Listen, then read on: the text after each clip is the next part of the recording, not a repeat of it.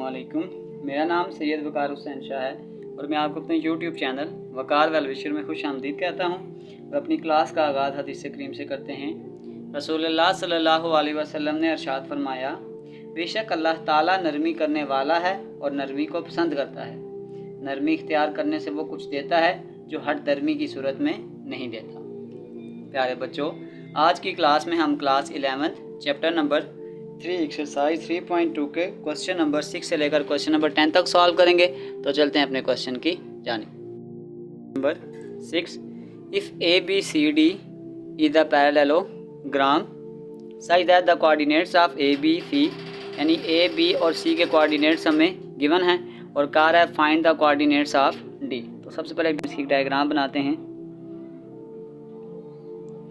A, B, C और D, इसके coordinates लिखते हैं। कोऑर्डिनेट्स आपके पास A के थे -2 और -3, B के आपके पास आ जाएंगे 1 और 4, C आपके पास आ जाएगा 0 और 5 और D के आप सपोज कर लें A, B। तो हम यहाँ पे लिख भी देते हैं कि let the coordinates of D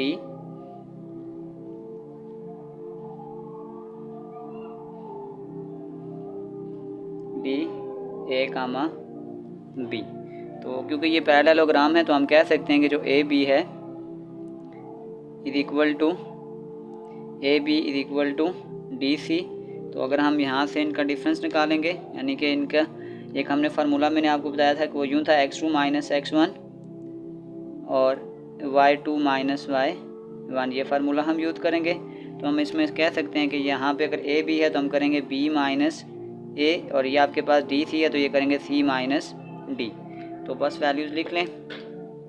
B आपके पास है 1, तो ये I को I से, यानी आपके पास आ जाएगा 1 -2 और ये आपके पास आ जाएगा 4 -3।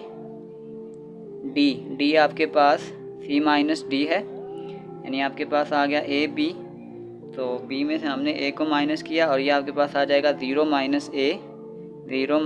A और ये आपके पास आ जाएगा 5 - B। तो इसको अगर सॉल्व करें, -+ 2 और 1 3, -+ 4 + 3 7 इज इक्वल टू ये आपके पास आ जाएगा -A और 5 - B। तो इसको IJ की फॉर्म में लिखते हैं 3I + 7J। ये आपके पास आ जाएगा -AI + 5 - BJ। अब हम वैल्यूज़ को कंपेयर करेंगे।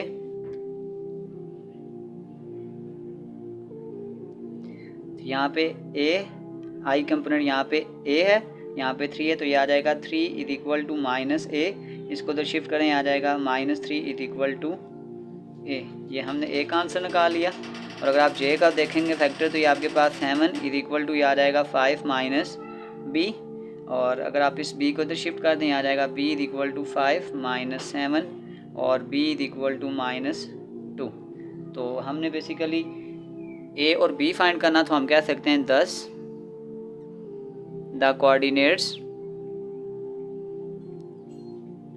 ऑफ Q, सॉरी Q नहीं, ये आपके पास D है, D इज़, ये आपके पास आ जाएगा -3 और -2। ये हमारा आंसर है। तो चलते हैं नेक्स्ट क्वेश्चन की जानिब।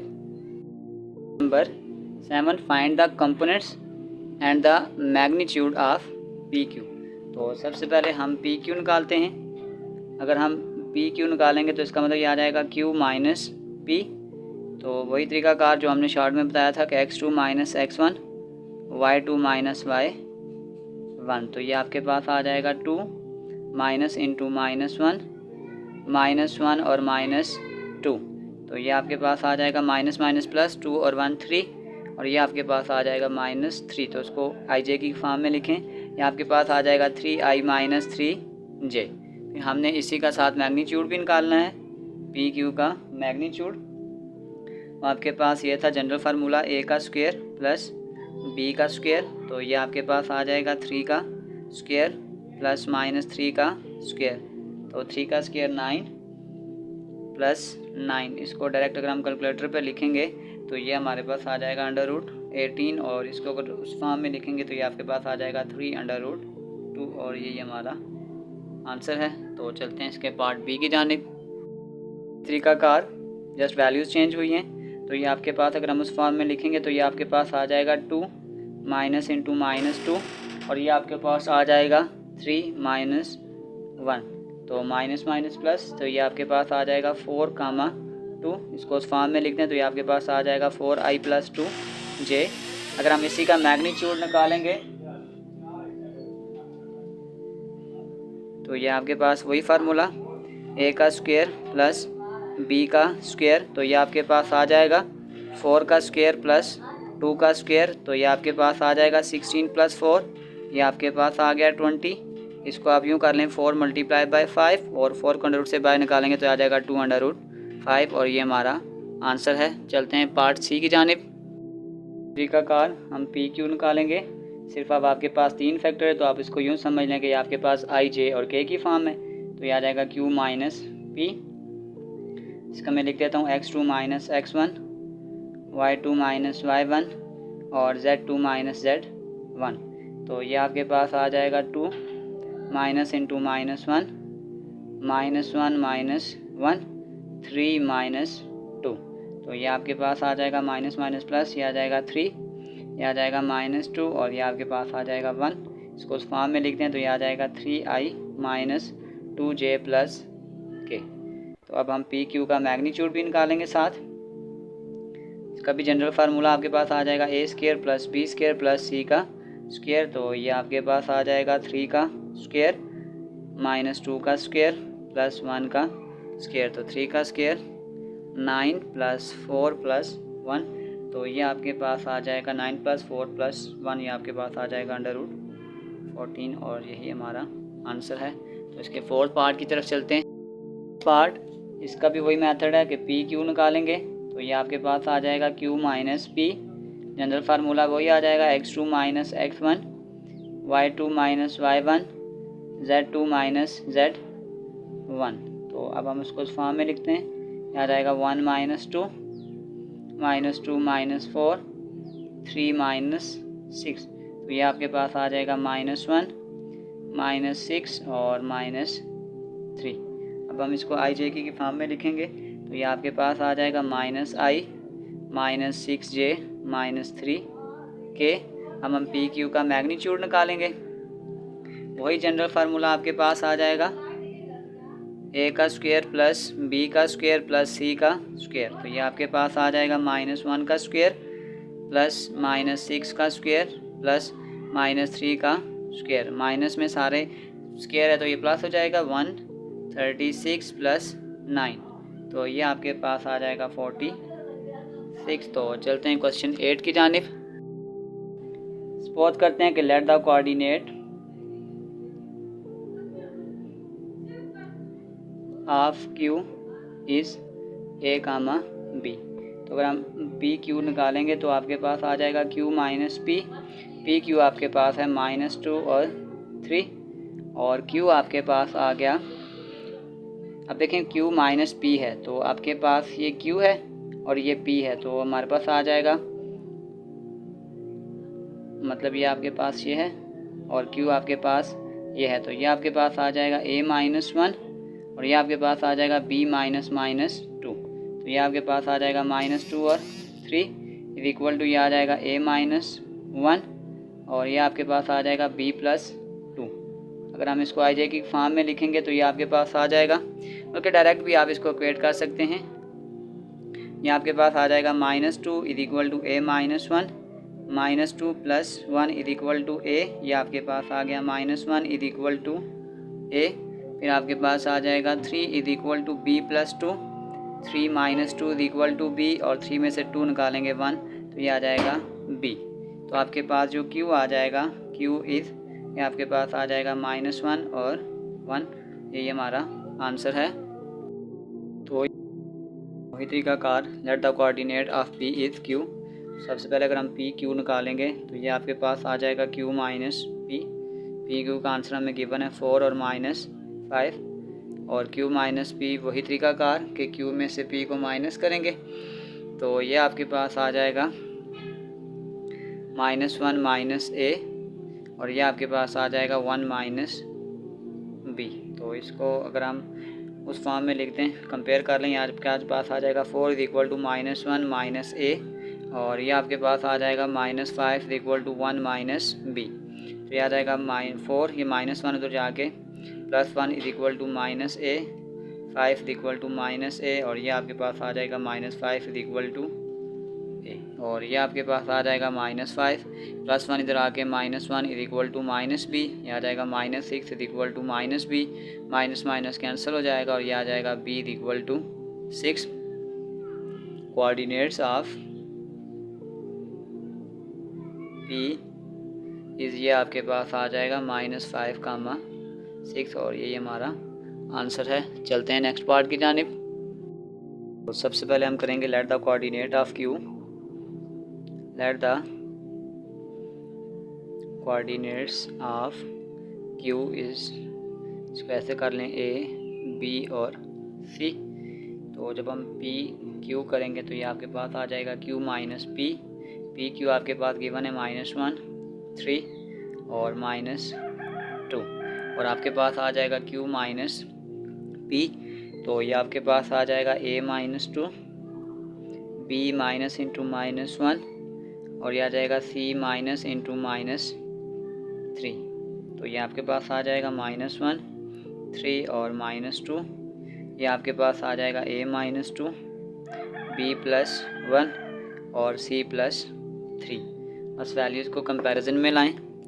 ये आपके पास आ जाएगा -1 is equal to a -2, 3 is equal to b +1 और -2 इज इक्वल टू c +3, -1 +2, तो ये आपके पास आ जाएगा a is equal to 1, 3 -1 is equal to b, ये आ जाएगा b is equal to 2, -2 -3 is equal to c, आ जाएगा -5 इज इक्वल टू c। तो हमने a b c की वैल्यू को फाइंड आउट कर लिया। तो हम कह सकते हैं कोऑर्डिनेट्स ऑफ q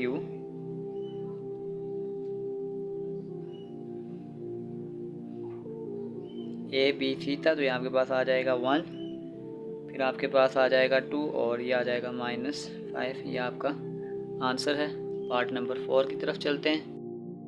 4 बस ये चेंजिंग आ गई है कि पहले हमें p की वैल्यू गिवन थी, अब q की है। वही तरीकाकार p q is equal to q minus p, तो ये आपके पास आ जाएगा 2 -3 और 4, q माइनस p, ये आपके पास आ जाएगा 3 माइनस a -1 माइनस b, और ये आपके पास आ जाएगा 4 माइनस c। तो इसको वैल्यूज को कंपेयर करते जाएं। 2 is equal to 3 minus a, -3 is equal to -1 minus b, -4 is equal to 4 minus c। बस अब इन वैल्यूज़ का आंसर निकालते जाएं। ये a इधर आ जाएगा और ये 3 -2 आपके पास आ जाएगा a is equal to 1, -b इधर आगे प्लस b हो जाएगा, -1 +3, तो ये आपके पास आ जाएगा 3 में से 1 निकालेंगे 2, b इज इक्वल टू 2 आ जाएगा, -c इधर आगे +c हो जाएगा और 4 + 4 c इज इक्वल टू 8। तो आपके पास बस हम कह सकते हैं the coordinates of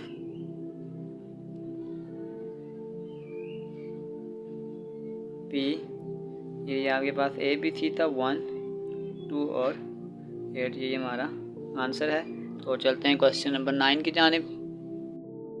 9 if a b और c तीनों वैल्यू हमें गिवन है, find the vector magnitude of 6 unit which is parallel to this. तो हम पहले इसका कोई एक नाम रख लेते हैं a, आपके पास आ जाएगा 2a minus b + 3c। Values put करें, a की जगह आपके पास आ जाएगा i + j + k, b की जगह आपके पास आ जाएगा 4i - 2j + 3k + 3 into c, i - 2j + k। तो बस अब इसको ओपन करें, ये आपके पास आ जाएगा 2i + 2j + 2k -4i + 2j - 3k + 3i - 6j + 3k। तो यहाँ पे अगर हम i फैक्टर को कॉमन करते हैं, ये आपके पास आ जाएगा 2 - 4 + 3, j को भी कॉमन करें तो ये आपके पास आ जाएगा 2 + 2 - 6 के को भी कॉमन करें, आ जाएगा 2 माइनस 3 प्लस 3, ये कैंसिल हो जाएगा। तो ये आपके पास आ जाएगा 3 + 2 5, 5 में से 4 निकालेंगे तो 1, ये आ जाएगा i +2 + 2 4, 4 में से 6 निकालेंगे, ये आपके पास आ जाएगा -2j + 2k। इसी का हमने मैग्नीट्यूड भी निकालना था, तो वो फार्मूला आपके पास ये होता है, ये आ जाएगा a का स्क्वायर प्लस b का स्क्वायर प्लस c का स्क्वायर। तो ये आपके पास आ जाएगा 1 का स्क्वायर प्लस -2 का स्क्वायर 2 का स्क्वायर। तो ये आपके पास आ जाएगा 1 + 4 + 4, ये आपके पास आ गया 9, और 9 आपके पास आ जाएगा √9 जो है वो 3 के बराबर है। तो अब हमने इसको किसके पैरेलल करना था, यानी अगर हम इसका वेक्टर मैग्नीट्यूड निकालेंगे तो अगर इसका यूनिट वेक्टर निकालेंगे तो हो जाएगा a विद रिस्पेक्ट टू इसी का मैग्नीट्यूड। a आपके पास था i - 2j + 2k, और मैग्नीट्यूड डिवाइड 3 और 3 से सबको क्या कर दें, डिवाइड कर दें। अब हम एक नया फैक्टर रखते हैं जो इसके 6 यूनिट्स के बराबर होगा। b एक नया वेक्टर बनाते हैं जो 6 यूनिट्स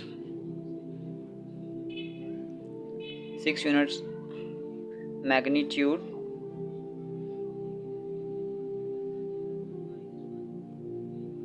पैरेलल टू a। तो इसका अगर हम तरीकाकार करेंगे, ये आपके पास आ जाएगा b, और ये इसके 6 यूनिट ऑफ a है। तो a का आपके पास ये था -2j + 2k डिवाइडेड बाय 3 कर लें। इसको अगर हम यहाँ से कटिंग कर दें, ये 2 आ जाएगा, तो इसको आप मल्टीप्लाई कर दें, ये आपके पास आ जाएगा 2i - 4j + 4k, ये हमारा आंसर है। तो चलते हैं क्वेश्चन नंबर 10 की जानिब। 10. Find the position vector of R which divide the line points whose position vector are P and Q in the ratio 2:1 internally and externally। जब हम इसको स्टार्ट करते हैं तो सपोज करें P हमारे पास है i + 2j - k, और Q आपके पास है -i + j + k, और रेशो हमें गिवन है 2:1। सबसे पहले हम इसको इंटरनली के लिए करते हैं। तो जब हम इसके लिए इंटरनली के लिए करेंगे तो यहाँ हमारे पास कुछ फार्मूला है, वो हम पहले लिख देते हैं। तो हमारे पास अगर हमने x निकालना होगा तो वो आपके पास है m2 x1 + m1 x2 divided by m1 + m2। इसी तरीकाकार से अगर हम y की वैल्यू भी निकालेंगे तो वही तरीकाकार है। यहाँ पे आपके पास x1 है, अब यहाँ पे हम y को लिख लेंगे m2 y1 + m1 y2 divided by m1 + m2, और इसी तरीकाकार से हम z की वैल्यू को भी निकालेंगे। तो z आपके पास आ जाएगा, यहाँ पे अब हम z लिख देंगे तो ये आ जाएगा m2 z1 + z1 यहाँ पे आपके पास आ जाएगा m2 z1 प्लस, ये मैंने ऑपोजिट लिख दिया है, ये आपके पास आ जाएगा m2 था, अब यहाँ पे आ जाएगा m1 z2 divided by m1 + m2। ये जो हमें रेशो गिवन है ये आपके पास समझ लें, ये m1 है, ये आपके पास m2 है, और आपके पास x1 वो वही तरीकाकार जो i कंपोनेंट है वो आपके पास x है, जो j कंपोनेंट है, बल्कि मैं यहाँ पे सारा लिख देता हूँ, x1 = 1, और फिर आपके पास आ जाएगा y1 = 2 और z = -1। फिर आपके पास नेक्स्ट आ जाएगा x2 = -1, y2 आपके पास आ जाएगा 1, और z2 भी आपके पास आ जाएगा 1, और m1 आपके पास है 2 और m2 आपके पास है 1।